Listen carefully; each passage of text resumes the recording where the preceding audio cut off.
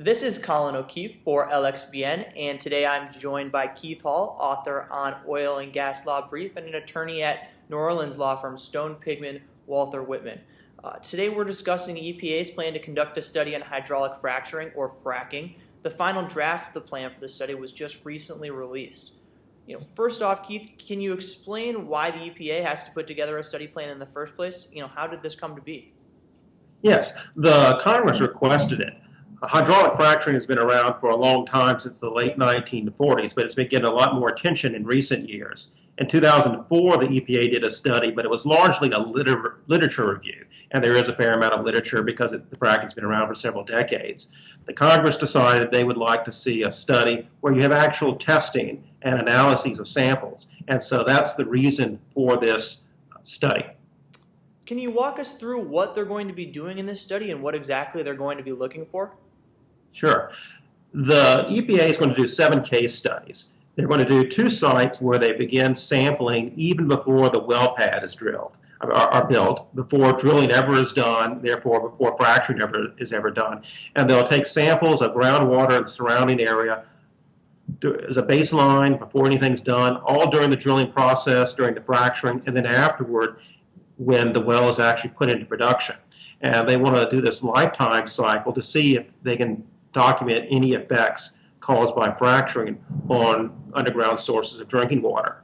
In addition, the EPA will do 5 what they call, retrospective investigations of sites where there previously was drilling, and where some people have raised the possibility that fracturing might have affected the groundwater. So the EPA at those sites will not have the benefit of samples taken before drilling was done, but to the extent they can, they'll be investigating through sampling and modeling and trying to determine whether fracturing might have had an effect on the groundwater.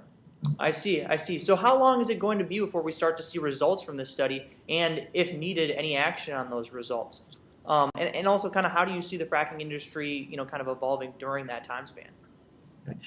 The EPA already has begun a few preliminary sampling collections, and they have said that they will start releasing results as soon as they analyze the samples and put the samples through their full quality assurance program.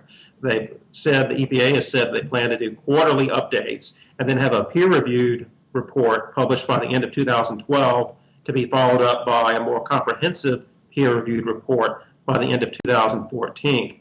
I think it'll be a while before we see regulations being affected by this study, but already EPA is proposed regulations dealing with air. This study will mostly relate to water, but the EPA's proposed regulations relating to air with fracturing, air emissions, and is looking at guidance documents on permitting the fracturing whenever diesel is used in the process.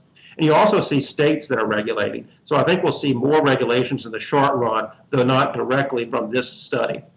I see. And, what kind of results do you personally think we're going to see? Do you think hydraulic fracturing is environmentally safe? I think it generally is. Of course, anything can go wrong with any process, but fracturing is widespread. It was developed in the late 1940s, and there have been estimates that as of 1988, already 1 million wells have been fractured. There have been some fairly isolated anecdotal claims, and some of those anecdotal claims may actually be real problems where it's caused by fracturing, though it's not well documented. But given that by now we've got well over 1 million wells that have been fractured and the problems have been fairly isolated, I think that says that if the companies do it right, this can be done safely. I see. Once again, that was Keith Hall, the Oil and Gas Law Brief, and Stone Pigman Walther Wittmann. For more on the legal environment surrounding fracking, be sure to check out oilgaslawbrief.com and, of course, lxbn.lexblog.com. Thanks, Keith. Thank you.